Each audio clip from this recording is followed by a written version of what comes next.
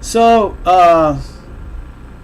we started studying the Bible together, okay? And so, you know, what I talked to her about is the same thing that I've talked about on all my previous videos. I start out with the covenants of God and the covenant of the Ten Commandments, the covenant of the Sermon on the Mount, and like that. And so as I was teaching her, she got so excited about it, so full of the Spirit, that she told me that she just had to go out and start teaching her people. And so she took it upon herself to be a missionary.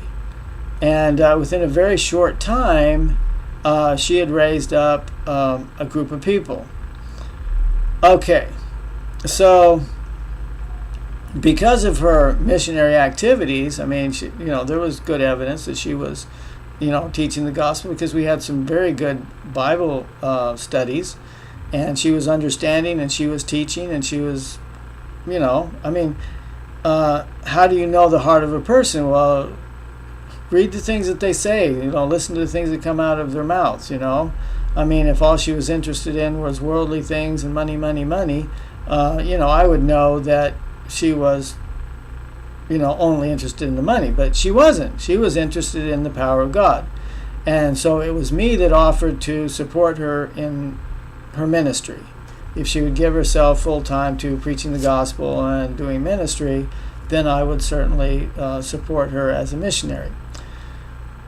Okay, so it didn't take her very long, less than a month actually, to raise a group of almost 20 people in her group. And so one day she wrote to me and she says, what can we do for my people because they're poor? She was teaching the gospel to the poor. That's what Jesus did. He went to the poor. He didn't go to the rich. He didn't go to the people that were the religious people. He went to the poor. So she was teaching to the poor, and she said, what do I want to do for my people because they're poor? And I said, well, you're going to have to talk to them about tithe. The tithe. This is the Lord's plan to help people to prosper. Giving to people that are less fortunate than you are. And she said, oh, that's not going to work over here because all the pastors come over here and they talk about tithes, and people give money to the pastors or the priests or whoever, and the pastors and priests get rich and everybody else remains poor. So they're not too hip on there. One of the reasons why they don't go to the churches is because the priests and the pastors steal from them. People know what's going on, but anyway, so I said, well, then we're going to teach them the way the tithe is supposed to be.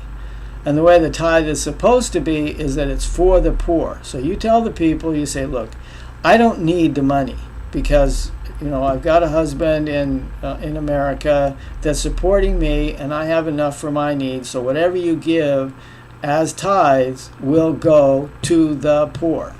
Okay, and I also taught her it didn't have to be money. In fact, I would prefer that they didn't bring money. If they've got money, buy food that can be given to the poor.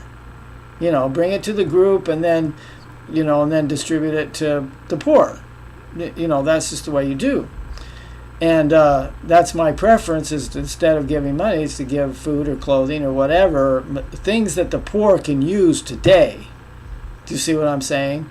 And that alleviates the pastor or whoever, in this case my wife, the responsibility of having to deal with the money, right? And she said, I'll do that. So that's what she taught the people to do, to bring, if they have money, bring money, and we'll put it into, we'll save it up till there's enough to buy food to give or whatever, but preferably that we have food that we can give directly to the poor, okay? Well, people started to give a little bit. And one day a woman brought in a 25-pound bag of rice. I mean, that's a lot of rice. And so Nadidia Mock asked, I said, what am I going to do with all this rice? I said to her, well, have a feast for the poor. Take the rice, cook it up. I sent a little extra money. I said, put some other kind of foodstuffs with it. Take whatever tithes you got in money and buy whatever food you need, and have a feast for the poor. And then just go out and invite poor people off the street, the beggars and the orphans and whatever. and she said, I'll do that. She was excited about it, so she went out and did it, right? And so she had this feast for the poor, and there were about 100 people that showed up, and everybody were fed, and everybody was full, and there was leftovers, okay, and everybody was happy, okay, and the people that were the members of the group, the people that were believing what Naditi Maka was teaching them, were excited about it because they saw that she kept her word about helping the poor. Okay, so people started to give a little bit more. Well, one of the things that happened just after this feast for the poor was that she was coming out of the internet cafe from writing to me, and she got hit by a motorcycle. She got run down by a motorcycle, broke her leg, and so over there, medical treatments are cheap. She was able to, it didn't cost very much. I was surprised it didn't cost very much for her to go to the doctor about her leg being broken. But she said it was an accident. I said, did you have any indication that this person was near you or coming on you? She said, no, I didn't hear a thing. All of a sudden I was just hit by it, and I said, that was no accident. Somebody tried to kill you.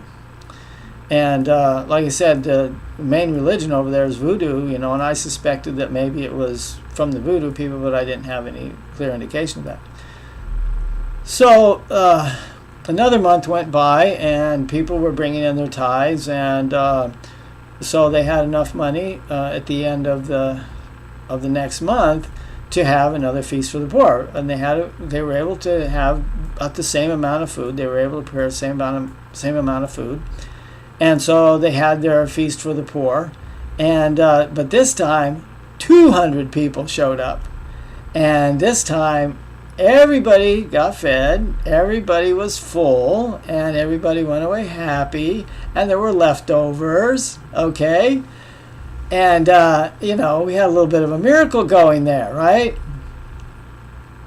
Well, a few days later, Naditi Maka was at home, and all of a sudden there were a group of voodoo men that were all drugged up and chanting outside of the apartment complex where she was living, and they were talking about killing her. And the landlady called the police, and the police came and scared them away. And I told her, I said, you know what, this is persecution, and I said, go to the U.S. Embassy and talk to them about asylum to the United States. So she did that. She went to the embassy and talked to them about asylum to come to the United States, and they investigated, and they discovered that there was a contract out for her to kill her because of her activities with the poor. Okay, so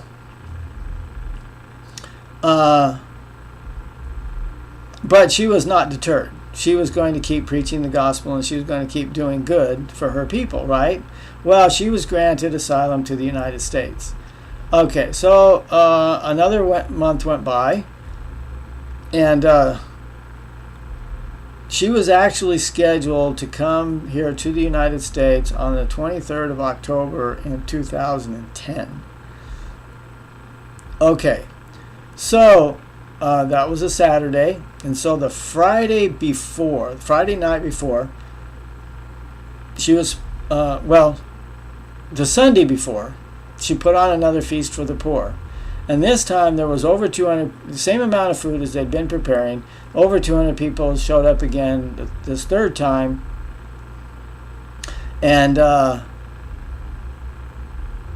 everybody was fed, everybody was full, and everybody's happy, and there were leftovers. Well, so on like the 22nd, I guess, of October, the night before she was supposed to leave, she was coming out of the internet cafe, and she was met by a group of voodoo men with clubs and pipes. And they started to beat on her, and they beat her to death.